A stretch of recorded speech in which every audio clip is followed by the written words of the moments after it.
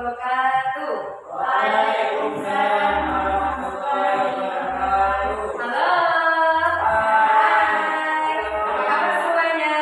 Baik, sehat, mantap, luar biasa. Alhamdulillah.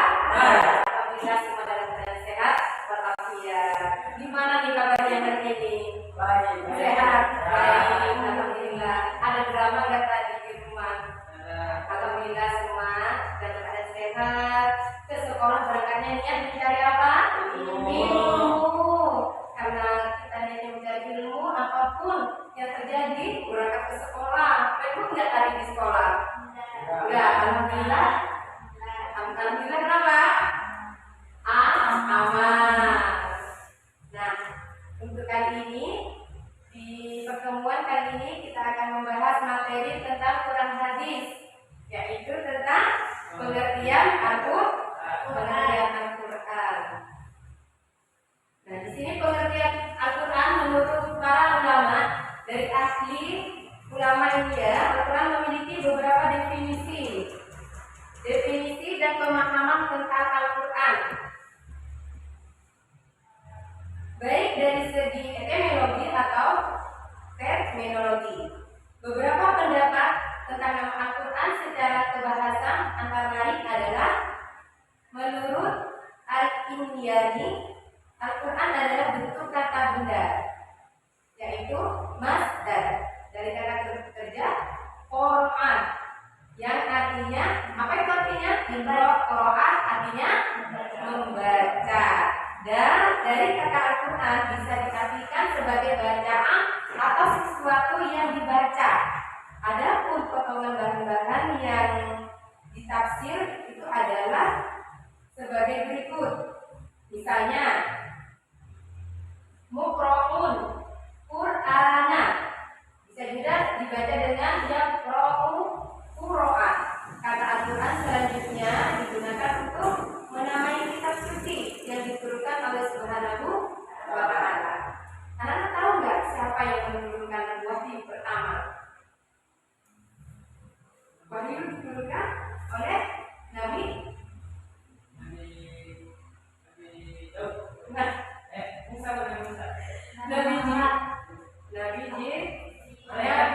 Malaikat Jibril menurunkan wahyu berupa Al-Quran kepada siapa? Kepada Nabi Muhammad Sallallahu Alaihi Wasallam. Nah, di sini juga pengertian dari Al-Quran, definisi menurut para ulama seperti Imam Al-Zarkashi, disebutkan kalam Allah yang diturunkan kepada Nabi Muhammad Sallallahu Alaihi Wasallam melalui perantara siapa tadi? Malaikat Jibril, terutama dalam mushaf, diawali dengan Al-Fatihah dan diakhiri dengan An-Nas. Apa Al-Fatihahnya? Apa enggak? Coba siapa yang berani membaca surah Al-Fatihah? Ayo siapa? Ayo baca. Suara yang kencang. Al-Fatihah.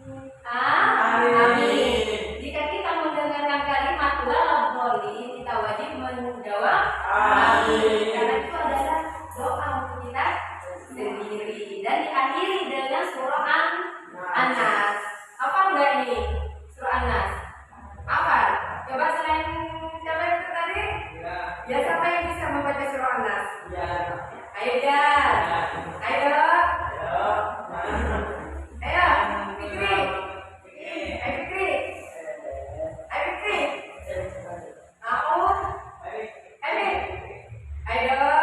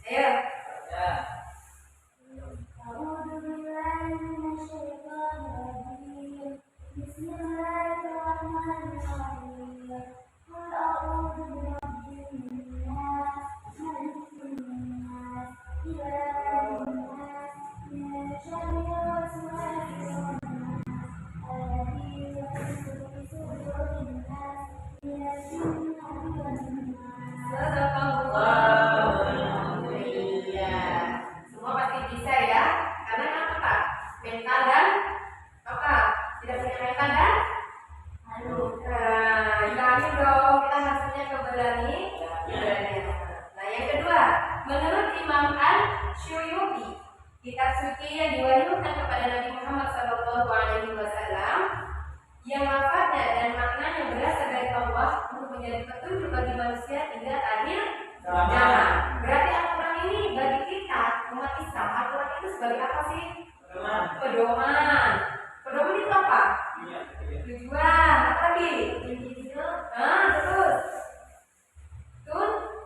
tuntunan agar kita menuju ke arah yang benar, terhindar dari hal yang buruk, ya. Insya Allah anak sudah bisa menjalani semuanya. Nah, yang ketiga, dari kitab suci umat Islam sebagai pedoman hidup yang saya tadi ya.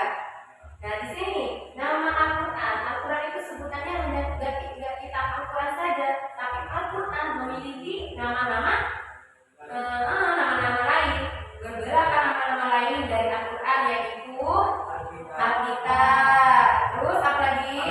Al-Furqan, Al-Dzikri, terus An-Nur, yang terakhir Al-Huda. Al-Kitab itu artinya sebagai apa? Yuk, pedoman tertulis dari bagi umat Islam. Al-Furqan, ya itu yang saya disebutkan tadi ya. Lanjut. Ya, itu peringatan bagi manusia An-Nur. Cahaya menerangi. Berarti bagi kita umat Islam kalau sering membaca Al-Quran, kita semakin apa ini? Badannya cahaya, yakin ya? Yakin. Yang laki-laki semakin ganteng, ya perempuan cantik. Al-Huda, petunjuk menuju jalan yang benar. Insya Allah kalau kita berpedoman kepada Al-Quran, insya Allah kita akan terarah ke jalan yang baik, terhindar dari perbuatan yang buruk, perbuatan baik itu banyak. Nggak hanya dari bentuk berbagi secara materi. Ya, kita berbagi ilmu, berbagi apa lagi? Yang kecil-kecil. Senyum, lagi yang tanpa modal. Apa tadi? Tidak, nomor satu, tidak berbuat jahat, terutama kepada sesama manusia, teman itu terutama ya bagi umat Islam. Jangan memiliki hati apa? Tidak boleh memiliki hati cinta. Buruk. Tidak boleh. Kita tidak boleh memiliki hati yang buruk. Maka kita harus berpedoman kepada Allah. Jadi kita di dunia dan di akhirat nanti selamat. Selamanya di dunia dan akhirat. Kita di dunia dan akhirat selamat. Nah, pesan ibu di dalam ini ya, sebagai generasi anak muda, kita itu harus, terutama kita sebagai generasi ke depannya, harus berpedoman kepada Al-Quran. Meskipun kita ada di bidang yang tidak dimiliki daerah ataupun apa, kita harus berpedoman sama Al-Quran. Tidak semua itu kita jadi ustaz ataupun jadi ngaji harus memiliki sifat yang baik. Tidak. Kita duduk di desa atau desa, kita duduk di KMC ataupun di kepolisian, kita itu harus berpedoman dengan Al-Quran agar hidup kita tertata. Ya, karena untuk menuju akhir kebahagiaan tidak hanya diharapkan di dunia, kita juga berharap di akhirat juga bahagia. Nah, seperti ini, berperilaku berpegang teguh kepada Al-Quran. Ya, coba contoh yang ringan. Kalau kita memang benar-benar berpedoman kepada Al-Quran, seperti apa?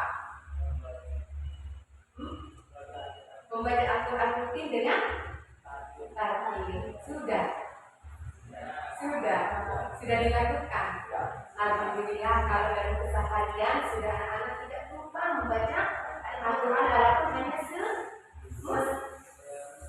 ya kita terutama setelah sholat ya walaupun katanya itu apa satu ikro itu terkadang tidak satu mushaf ya usahakan seperti itu karena kalau sudah batin kita terisi membaca Al-Quran insyaallah kita itu akan selamanya terasa hidupnya ringan. Yang kedua memenuhi isi dan makna. Nah kalau bisa bisa mengucapkan Al-Quran membaca Al-Quran hati mengamalkan. Nah selanjutnya kita tidak mengamalkan ajaran Al-Quran. Nah yang kita ingatkan dalam kehidupan kita sehari-hari kita berusaha walaupun tidak sepenuhnya seperti para ulama, para kiai, tapi kita sedikit berpegang Al-Quran dalam keseharian. Yaitu nomor satu apa? Tidak mencoba tidak berbohong, selalu bersikap jujur, menyebarkan nilai-nilai Al-Quran kepada yang lain. Berarti kita harus mencontohkan ya, terutama kepada saudara yang lebih muda. Kita ajarin adik-adik kita supaya bisa lebih baik dari kita, walaupun kita tidak baik, tapi insyaallah supaya kita lebih baik. Dan yang kelima, menjadikan Al-Quran sebagai rujukan utama dalam mengambil keputusan. Seperti apa? Istikharah ya, agar mendapat jodoh ya. Nah, itu Al-Quran. Mencari kerjaan juga ya. Baiklah, dalam pertemuan kali ini dalam materi Al-Quran mungkin anak-anak sudah paham semuanya ya. Adakah yang mau bertanyakan? Sudah paham? Alhamdulillah kalau sudah paham. Iya, Ibu Guru ajarin dulu ya, tetap semangat ya. Di akhir pertemuan kali ini ya, tetap semangat. Dan ding ding ding, dung dung dung. Dan ding ding ding, dung dung dung. Aha aha ma, aha aha ma, aha aha semangat. Alhamdulillah Ibu Guru hari ini senang sekali kalau kalian itu wajahnya bahagia. Semoga minggu depan kita bertemu dengan materi yang sama dengan tema yang berbeda. Semoga Allah selalu memberikan kesehatan kepada kita semua. Kita bisa mengikuti materi selanjutnya. Untuk kali ini mengucapkan Assalamualaikum warahmatullahi wabarakatuh.